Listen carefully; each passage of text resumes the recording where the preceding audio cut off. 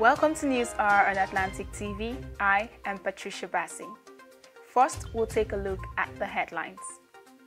Second Niger Bridge completed, says Fashola. 2023 election, Labour Party unveils new campaign council. On the foreign scene, UK Defence Secretary travels amid Russia-Ukraine crisis. On business news, business tycoon Rico speaks about Nigeria's economy. On entertainment news, burial arrangement for BBNaija star Rico announced. Minister of Works and Housing, Babatunde Fashola, has said the second Niger Bridge construction has officially reached its completion stage.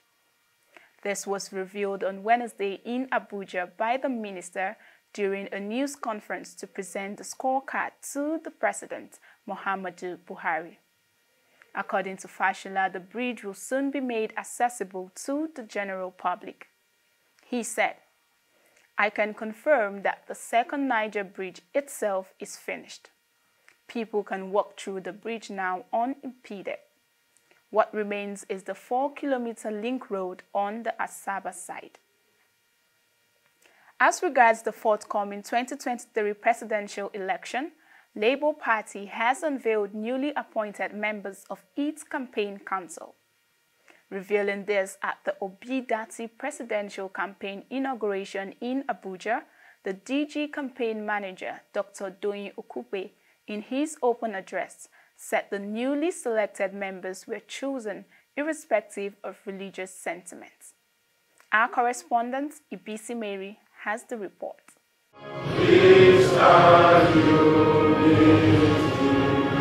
Politics, they say, is no place for the faint-hearted.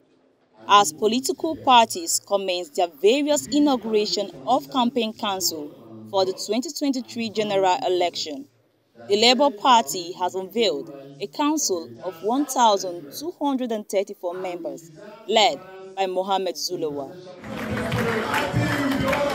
At the unveiling ceremony, which took place in Abuja, the Director General of the Obi-Dati campaign, Doyin Okupe, said Peter Obi's presidential movement is fueled based on his record, personality, visions and promise. In the dramatic sequence of events, our candidate's entry into the political race has resulted in an explosion of excitement across the vastness of Nigeria, in the diaspora and indeed the global community. This has been lovingly and organically expressed in his overwhelming acceptance by the people of Nigeria through the robust and endearing presentation of his record, personality, vision, policies, and promise. Addressing the gathering, Doyin disclosed that the Obi's presidential movement in 4 months have been acknowledged as the biggest political mobilization in the history of Nigeria.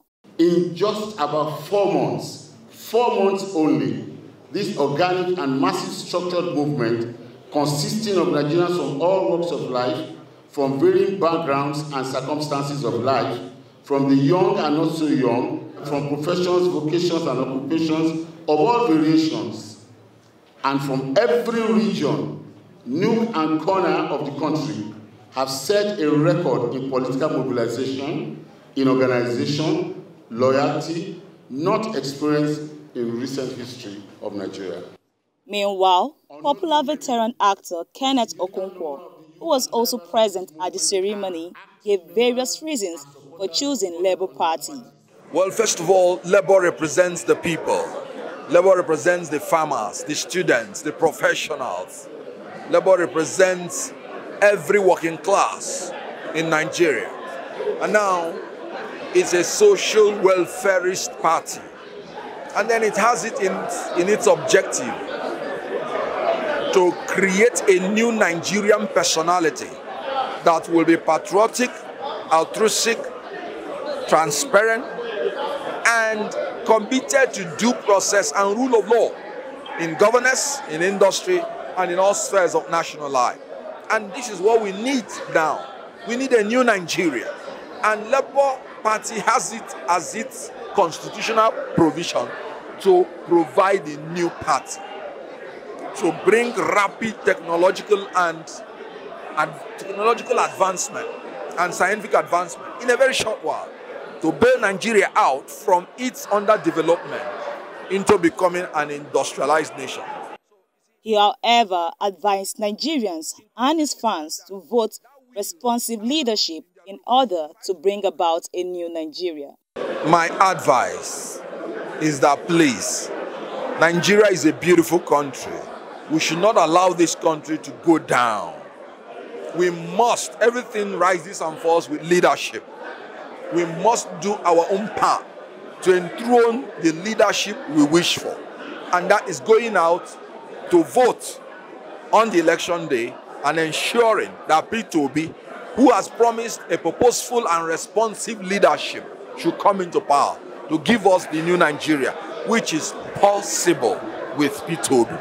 In related view, Osoloka Obaze further urged the Independent National Electoral Body, INEC, to apply equity in carrying out its duties. There's always been concerns about INEC, but let's be fair, it's not about INEC.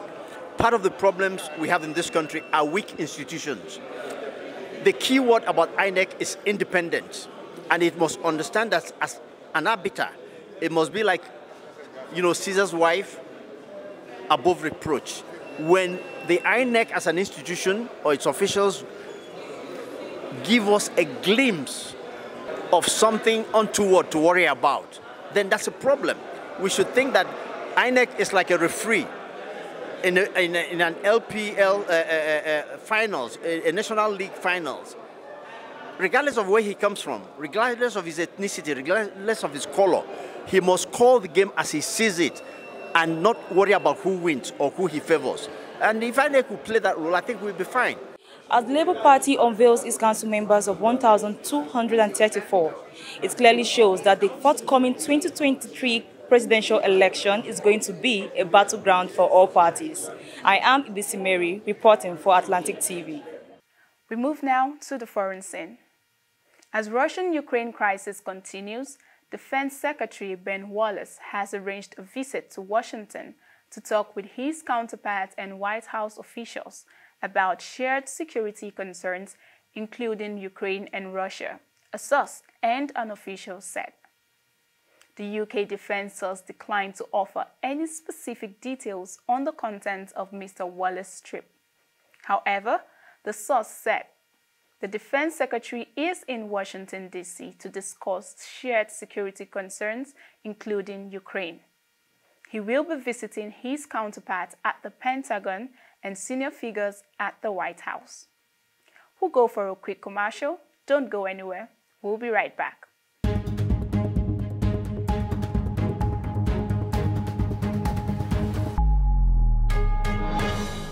Welcome back to News Hour, a look at business news.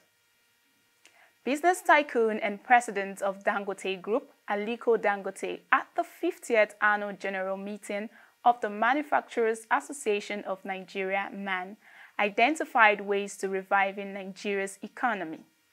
According to him, priority investments in infrastructure and core industries, among other recommendations, are vital solutions to boost Nigeria's economy to its desired level among contemporary nations in the world.